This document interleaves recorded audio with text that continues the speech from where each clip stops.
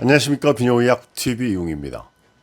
성감 하면 성적인 감각을 이야기하는데요. 성기능 장애라고 하면 청년층이나 중년층이나 할 것 없이 심리적인 문제 또는 기질적인 문제 이렇게도 많이 나눠서 40대 이후에는 혈관의 건강 이런 것들이 성기능 장애의 원인이 된다고 하지만 사실 처음 이렇게 성행위에 대한 활동이 활발해지는 시기에 성적인 감각에 자기의 그 성적인 반응을 하는 그 감각의 역치들이 형성이 되는 그런 중요한 시기에 감각을 느끼는 그 강도가 잘못되어서 성기능 장애가 이루어지는 분들이 생각보다 많습니다. 최근에 또 그 지루증에 대해서 그 감각 집중 훈련에 대한 이야기를 드렸듯이 그 감각 장애가 온 환자분들에서는 나중에 또 강직도 유지도 힘들어지니까 자기가 이제 발기부전 환자인 줄 알지만 실제는 성기능 장애 중에 이 감각 장애 환자들이 굉장히 많습니다.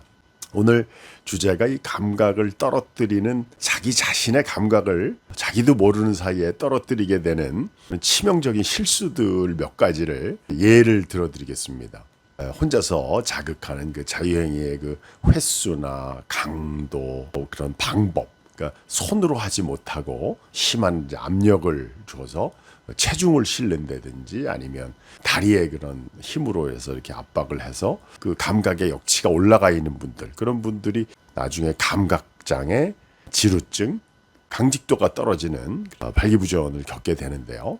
몇 가지 그 감각을 떨어뜨리는 예를 3, 40대 때 자위 기구를 잘못 사용해서 실제 여성하고 느껴야 되는 성적인 감각을 못 느끼고 자위 기구에서 사용하는 그런 감촉이라든지 그 바이브레이터, 이 진동 감각에만 반응하는 그런 감각 장애가 올 수가 있습니다. 최근에 이제 상담한 예를 또 들어드리면 자위를 할 때 뒤처리하는 문제 때문에 이제 여러 가지 그 색다른 방법들을 사용하시는 분들이 있는데 그 중에서 또 콘돔을 사용을 해서 자위를 하는 사람들이 있어요.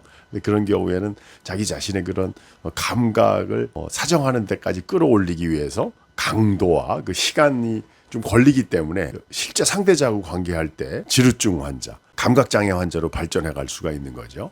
또 어떤 분들은 이제 그 자기 상대자와 본인도 기구를 사용하고 상대자도 클리토리스를 자극하는 그런 기구를 같이 사용하면서 성관계를 했던 관계를 유지하다가 헤어지고 나서 이제 그 기구를 이제 자기가 가지고 여성용 그 기구를 이제 자기가 사용했는데 그걸 사용해 보고 나니까 자기가 여태까지 느껴보지 못한 그 감각의 역치를 또 올리게 되는 그런 경우들도 상담하게 되는 경우가 있습니다.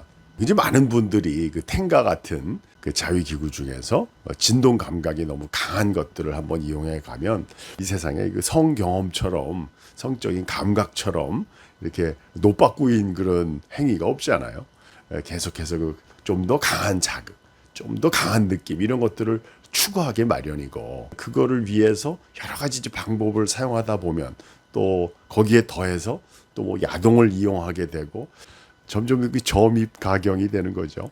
나중에 그걸 지나고 나서 보면 이제 주체할 수 없는 또 자기 자신을 조절할 수 없는 또 한계를 넘어서게 되는 그런 결과를 초래할 수 있습니다.